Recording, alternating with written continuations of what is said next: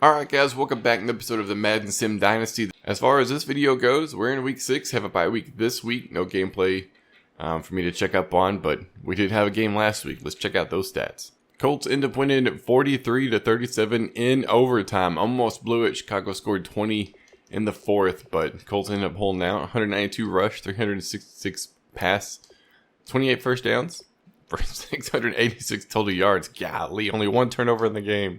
That's insane, man. Well played game, offense and defensively. It looks like just penalties might have hurt him a little bit, but hey, a win's a win. He got it. That's all that matters. We ended up getting our butts kicked by Houston, of all people. They scored, what was that, 31 in the first half, and then they scored one time after that. Granted, we only scored 13 in the third quarter. 70 rushing yards, horrible. 158 passing yards, horrible. 11 first downs, 1 turnover, 5 third down conversions.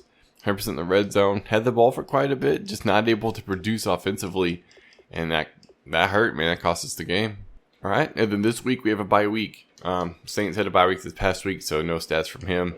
And then the Colts end up taking on the Texans, who just beat me down pretty good. Let's check out our injury report and see what's going on there. Defensive tackle, still the only guy injured, just fine. That's actually great news. Not a whole lot of people are hurt, so that's good for the Colts. T.Y. Hilton is still out. Trent Cole out.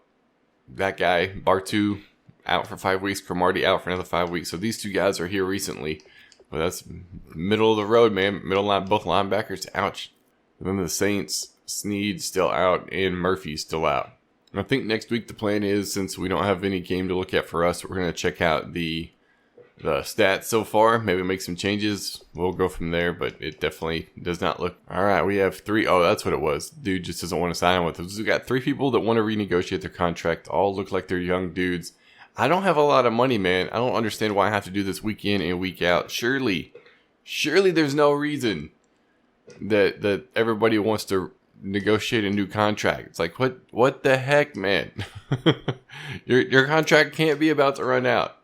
It can't. I'm probably way overcharging my players, or I'm paying them more than they're worth, but it's all good. I'm trying to keep these dudes on my team for the foreseeable future. But that's going to be it for this part. We'll be right back with the advance. All right, just got done with the advance. I had a bye week, so let's check out everybody else and see how they did. The Saints end up losing to Carolina. They had a hard-fought battle in the second and fourth quarters, just getting shut out in the first and third. Kept them out of the victory here. They shut down the Panthers pretty good, but they just scored with what little offensive field position that they had, whereas the Saints had a ton of yards. 25 first downs, on kick return yards, total yards gained. Just the 5 turnovers cost them today and sealed their fate with this game. My goodness, 5 turnovers. Golly. And the Colts end up dropping to the Texans 17-20. Texans just had a big first quarter, and Colts got shut out in the second half. So it was... I mean, all you had to do was kick a couple of field goals and you would have won by 3, dude. Just not able to do it. Sometimes it's just the way it goes. It was a low-scoring game. Looked like a pretty solid game. Kept them, anytime that they had a chance to score, they did. Just not enough to get the win today. So since we had a bye week, I'm going to go ahead and check out my stats.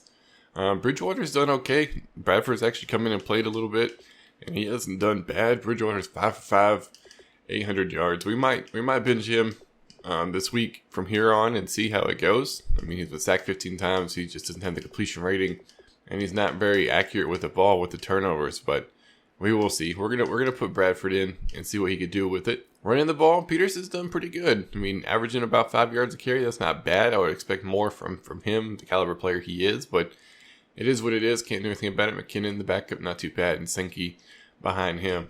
He's got 18 catches, 163 yards. Diggs, 18 for 227. Rudolph, 16 for 161. Patterson, 13 for 216. So we're distributing the ball around pretty good. Just not able to get big plays, man. I mean, yards after catch is like 2 yards. That's not very good. We need bigger plays than that. The Colts, actually, Luck's throwing pretty good. He's got 500 more passing yards than we do. Golly. With 1,300, he's got 4 more touchdowns, 2 more interceptions. So it was way better, more per game. Got sacked a little bit more, but the dude's playing lights out compared to Bridgewater, that's for sure. And they're even running the ball pretty good. Coleman, the running back, 113 for 419 yards. Gore, 70 for 275 and 5 touchdowns. He has fumbled twice, but he's scoring whenever he gets the opportunity to get in the game. Receiving Heartline, 42 for 368 yards to tight end Doyle. For some reason, the D on his name is jacked. Madden, I'm going to let you know that his name is jacked up, so fix that. I don't know if they're going to fix it because receptions, 22 for 284. Moncrief, 21 for 283. And then Dorsett, 16 for 139. Distributing the ball around pretty good. The guys with the most catches have the most touchdowns. No surprise there, but Colts surprisingly doing well on offense.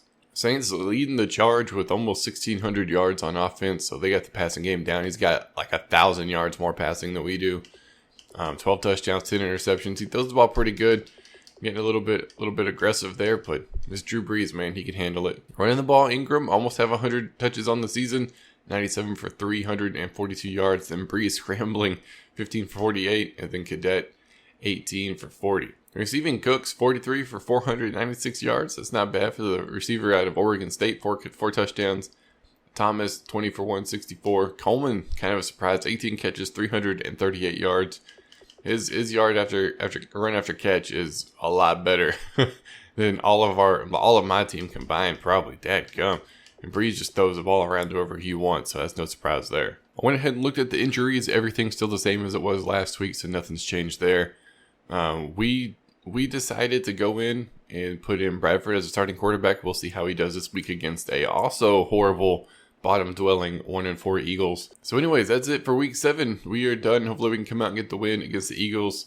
We'll find out. Let's advance it. All right, we just got done with the advance. It looks like I won a game. Maybe it was the right move to put Bradford in because he played, and we got the win. We also got a new injury. I want to check that out real quick to see what's going on with that. Bradford foot fracture. Dude comes in one game. He gets hurt for 8 weeks. Dude. I guess I'm not going to put you on the IR, but I probably need another quarterback. So I think Bridgewater's my only other quarterback. Dang it, dude. Player regressed. Let me guess. Bradford, because he got hurt? Bradford, because he got hurt. Thanks, man. Oh, no, that was somebody else. Adam Thean. Whatever. All right, let's check out the game, see how we won. But first, the Saints end up losing to Kansas City 35-32, giving up 21 fourth quarter points. Let's take the L. A lot of passing yards, almost 100 yards on the ground.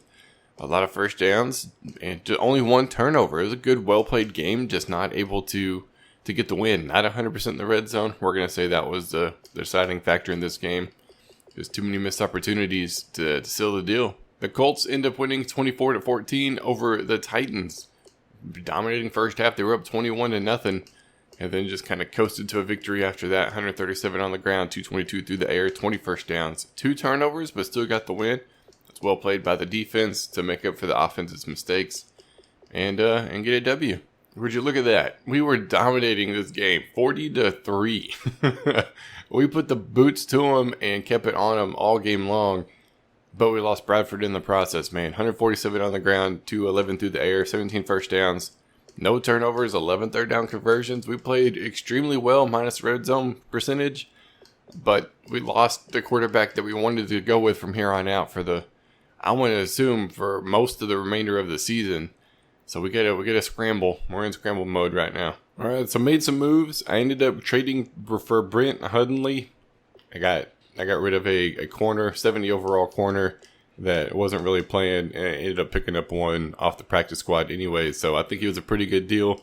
Didn't really lose a whole lot, and I have another quarterback down the road if I need to after Bridgewater. I think Hundley's going to be a pretty good quarterback.